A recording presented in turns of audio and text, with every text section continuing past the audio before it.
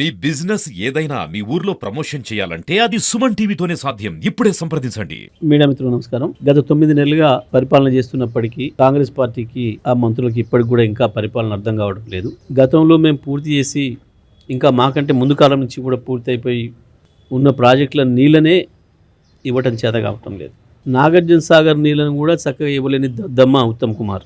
నీకంటే వెనకకొచ్చినోడు ముఖ్యమంత్రి పదవి గుంజుకొని పోతుంటే కూడా ఏం చేయలేని దద్దమ్మ ఉత్తమ్ కుమార్. ఇవాళ తెలంగాణలో డెకాయిట్ల పరిపాలన నడుస్తూ ఉంది. కేసీఆర్ గురించి మాట్లాడడం కాదు, ఇవాళ ప్రజల్ని ఎవరిని అడిగినా, హైదరాబాద్లో బిల్డర్లను అడిగినా, లేదా ఫైనాన్స్ శాఖ దగ్గర బిల్లుల కొరకు పోయిన వాళ్ళని అడిగినా, గ్రామాలలో ఏ ఆఫీస్కి పోయినా, మండలాల్లో ఏ ఆఫీస్కి పోయినా ఏం జరుగుతుంది, చేతులు తడవకుండా పని జరగడం లేదు అని చెప్పి ప్రజలు ఎట్లా గగ్గోలు పెడుతున్నారు మీ అందరికీ కూడా తెలుసు. మేము చక్కగా 4 ఏళ్ళు ఇచ్చిన కాళేశ్వరం నీళ్ళని ఇవ్వలేని దద్దమ్మ మీ కాలంలోనే పూర్తయి ఆ తర్వాత 60 ఏళ్ళ నుంచి నీళ్ళు ఇస్తున్న నాగార్జున సాగర్ నీళ్ళను కూడా, ఎడమకాలం నీళ్ళను కూడా పూర్తి స్థాయిలో అందించలేక పొలాలను ఎండబెడుతున్న దద్దమ్మ కూడా ఉత్తమ్ కుమారే. మాట్లాడేటప్పుడు నోరు అదుపులో పెట్టుకొని మాట్లాడాలి. 1,00,000 కోట్లు అంటాడు, 1,80,000 అంటాడు, 1,40,000 అంటాడు, 180 అంటాడు. ఇదంతా మీ డెకాయిట్ల లెక్కలు. ఇవి వాస్తవ లెక్కలు అయితే అట్లా మారవు. ఎందుకంటే డెకాయిట్లు మాత్రమే దోసుకొని వస్తారు కాబట్టి దోసుకొని వచ్చిన సొమ్ములో వాడెంత తినడు వీడెంత తినడు అని చెప్పి లెక్కలు తెలియక మాట్లాడుకునే మాటలు దోపిడీ దొంగల మాటలు మీవి. వాస్తవానికి హుజూర్నగర్ నియోజకవర్గం నుంచి మాకు ఫోన్లు వస్తున్నాయి, సార్ మా పొలాలు ఎండిపోతున్నాయి, మాకు ఇబ్బంది అవుతుంది, మీరు రావాలి అని. నల్గొండ నియోజకవర్గం నుంచి వస్తూ ఉన్నాయి. తుంగతుర్తి, సూర్యాపేట, కోదాడ నుంచి అయితే మొత్తుకుంటున్నారు రైతులు, మా పొలాలు ఎండిపోతున్నాయి, రండి కొంచెం చూడండి, పట్టించుకోండి, ప్రభుత్వానికి ఈ మొద్దు ప్రభుత్వానికి, తెలివి తక్కువ ప్రభుత్వానికి. సరే మాకేమో ఊరికే ఇట్లాంటి పదాలు ఉపయోగించడం ఇష్టం ఉండదు కాబట్టి మేము మాట్లాడడం ఎప్పుడు కూడా అలవాటు రాలే. కేసీఆర్ గారు మాకు అటువంటి మాట్లాడమని చెప్పలే, మాట్లాడనీయలే, అవి రాలే. కానీ ఎవరిని డెకాయిట్ అనాలి? పట్టపగలు పట్టుబడ్డ దొంగలనన్నా, రెడ్ హ్యాండ్గా పట్టుబడ్డ దొంగలనన్నా 10 ఏళ్ళు పరిపాలన చేసి అద్భుతంగా ప్రజలకు, ప్రత్యేకించి రైతాంగానికి నీళ్ళు ఇచ్చి, విద్యుత్ ఇచ్చి, వ్యవసాయం బాగు చేసిన ప్రభుత్వాన్ని అంటారా? ఎవరిననాలి? ఎవడు పట్టపగలు దొరికిన దొంగ? ఎవడు డెకాయిట్? ఎవడు? ముఖ్యమంత్రిని అనడం చేతగాక ఉత్తమ్ ఇటు మాట్లాడుతున్నట్టుండు. వాస్తవానికి ఆ మాటలన్నీ ఉత్తమ్ ముఖ్యమంత్రిని ఉద్దేశించి మాట్లాడేవని అనుకుంటున్నాను నేను వాస్తవానికి. కేసీఆర్ గారి కార్యక్రమం గురించి, కేసీఆర్ గారు ప్రజలకు రావాలనే విషయం గురించి వాస్తవమే ప్రజల నుంచి విజ్ఞప్తులు వస్తూ ఉన్నాయి. నాకే గత వారం రోజులుగా 100 ఫోన్లు వస్తున్నాయి. సార్ మా ప్రాంతంలో నీళ్ళు వస్తలేవు, మా ప్రాంతంలో నీళ్ళు వస్తలేవు, మా పొలాలు ఎండిపోయినాయి, చూడాలి, కేసీఆర్ గారిని తీసుకొని రండి, మా దగ్గర కరెంటే వస్తలేదు, కేసీఆర్ గారు చెప్పండి, మీరు మాట్లాడండి అని చెప్పి వస్తున్నాయి ప్రజల నుంచి విజ్ఞప్తులు. అని తప్పకుండా ఏ టైంలో ఎట్లా స్పందించాలనో, ఏ టైంలో ప్రజలకు ఎటువంటి కార్యాచరణ ఇవ్వాలనో, ఈ ప్రభుత్వం మెడలు వంచి ఎట్లా పనిచేయించాలనో సమయాన్ని బట్టి కేసీఆర్ గారు చెప్తారు. బీఆర్ఎస్ పార్టీ నిర్ణయం తీసుకొని ప్రజలకు వస్తుంది. ఈ నెలలో అది ఎప్పుడు అనేది మేము సమావేశం తర్వాత. ఏం మాటలు? చెత్త మాటలు. ప్రతి రివ్యూలో, అధికారిక రివ్యూలో ప్రభుత్వ సొమ్ముతోని హెలికాప్టర్లో తిరుక్కుంటా మీరు వాగుతున్న వాగుడు, సులువు వాగుడు, ఏం వాగుడు, చెత్త వాగుడు. బుద్ధి ఉండాలి కదా. ఎక్కడ కూర్చున్నాం, ఏ రివ్యూలో ఉన్నాం, ఇది రాజకీయ సభనా, ఇది అధికారిక సమావేశమా, సోయి ఉండాలి కదా. ఏం చెప్పినావు? కేసీఆర్ మీద ఏడుపు తప్ప. కొత్తగా ప్రారంభం చేయిస్తారట, కొత్తగా దేవాదులు నవ్వుకుంటారు ప్రజలు. దేవాదుల నీళ్ళను ఎప్పటి నుంచో వాడుతున్నారు కదా ప్రజలు. సిగ్గు అనిపిస్తలేదా? మేము ఇచ్చిన ఉద్యోగాలకి మేము ఇస్తున్నామని చెప్పుకోవడం, పూర్తయిన ప్రాజెక్టులను మళ్ళీ ప్రారంభం చేస్తామని చెప్పడం. ఏ పరిపాలన ఇది? ఏం పరిపాలన? సో ఇండు మాట్లాడుతున్నారా, లేక మాట్లాడుతున్నారా? ఇప్పటికైనా ఉత్తమ్ గారు ఆ శాఖ మీకు చేయొస్తే చేయండి, లేదంటే కూర్చొని ఆలోచన చేసుకోండి. కానీ నీకు అర్థం కాక, నీకు చెయ్యరాక ఇంకా కేసీఆర్ మీద పడి ఏడుస్తా, కేసీఆర్ని తెప్పించుకుని తిట్టి బయటపడతా అని అనుకుంటున్నావు రైతుల నుంచి. సాధ్యం కాదు. మొదలైంది అప్పుడే, రైతుల్లో చర్చ మొదలైంది, ఇక తిరుగుబాటే ఉంది. మీరు ఏదే రకంగా కాళేశ్వరం తీసుకొని ప్రారంభం చేయకుండా మేము ఆపుతాం, మేము మేడిగడ్డ, కన్నెపల్లి పంప్ హౌజులు ప్రారంభం చేయకుండా మేము ఆపుతామని మీరు అనుకుంటే తప్పకుండా రైతాంగం చేతుల్లో మీరు తనులు తినే పరిస్థితి వస్తుంది.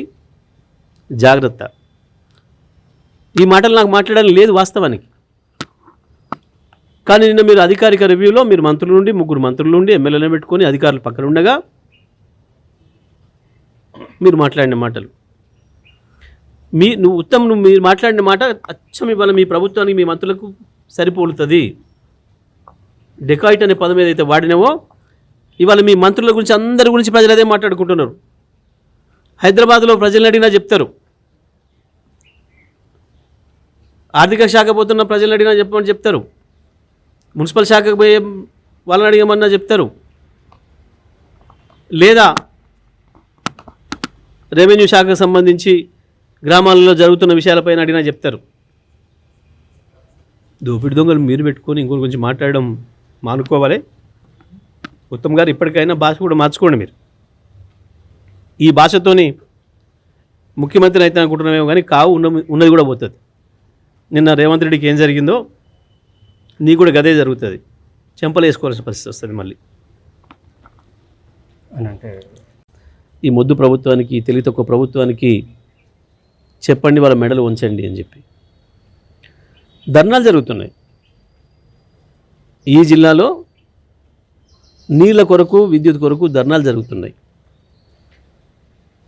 ఇంకా మేము బుకాయిస్తాం, మేము భయపెట్టిస్తాం, మా నోటికి ఏదో వస్తే అది మాట్లాడతాం, అడ్డం నిలువు అనుకుంటే నిన్న నీ ముఖ్యమంత్రికి ఏం జరిగిందో గదే జరుగుతుంది నీకు కూడా. ఉత్తమ్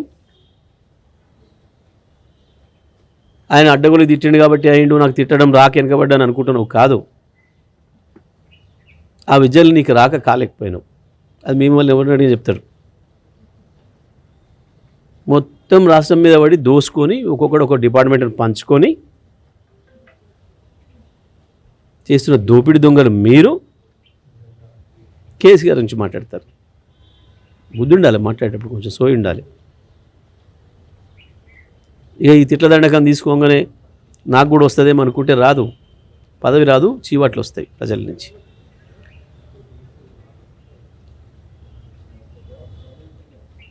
దమ్ముందా? మాట్లాడతావా? వాస్తవంగా నేను ఇవాళ నాగార్జునసాగర్ ఎడమకాలు కట్ట మీదకి రావాలనుకున్నా.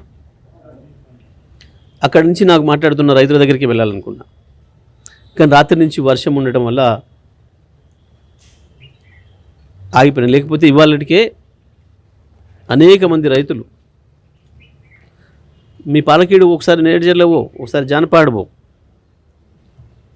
ఒకసారి నల్లగొండ కనగలిగి పోండి, లేదా తిరుమగిరి మండలం రా, ఆరోపల్లి, నూతనకల్, మద్దిరాల, ఆత్మకూరు, చివెంల, పెన్పాడ్, మోతే, ఏ మండలంకైనా వెళ్దాం, రైతులను అడుగుదాం మీ పరిపాలన చక్కదనం ఎట్లుందో, మీ ఇరిగేషన్ శాఖ నిర్వాహకం ఏందో, ఎందుకు కాళేశ్వరం నీళ్ళు 4 ఏళ్ళ నుంచి వచ్చినా ఇప్పుడు ఆపినట్టు. కోతలు కోసిండ్రు, అబద్ధాలు చెప్పి ప్రజలు మోసం చేసే ప్రయత్నం చేసిండ్రు. కాళేశ్వరం నీళ్ళు రాలేదు, ఒక చుక్క కూడా, మొత్తం ఎస్ఆర్ఎస్పీ నీళ్ళే, మేము తెచ్చిన ఎస్ఆర్ఎస్పీని మాట్లాడినరు. ఇవాళ కాళేశ్వరం కొట్టుకపోయింది అని చెప్పిండ్రు. మరి ఎస్ఆర్ఎస్పీ మీరు కట్టిన ఎస్ఆర్ఎస్పీ అక్కడనే ఉంది కదా, ఇప్పుడు ఎందుకు వస్తలేవు నీళ్ళు? సూర్యాపేటకి ఎందుకు రావు, తుంగతుర్తికి ఎందుకు రావు, కోదాడికి ఎందుకు రావట్లేవు? చెప్తావా సమాధానం సూటిగా? ఎందుకు నాగార్జునసాగర్ ఎడమ కాలువలో మొన్నటి వరకు మేము 11,000 క్యూసెక్ల నీళ్ళు ఇచ్చినాం, ఎందుకు ఇవాళ కేవలం నువ్వు 6,000-7,000 క్యూసెక్లు ఇచ్చి చెరువులు నింపకుండా రైతాంగం పొలాలు ఎండబెడుతున్నావు ఎడమ కాలువ కింద కూడా?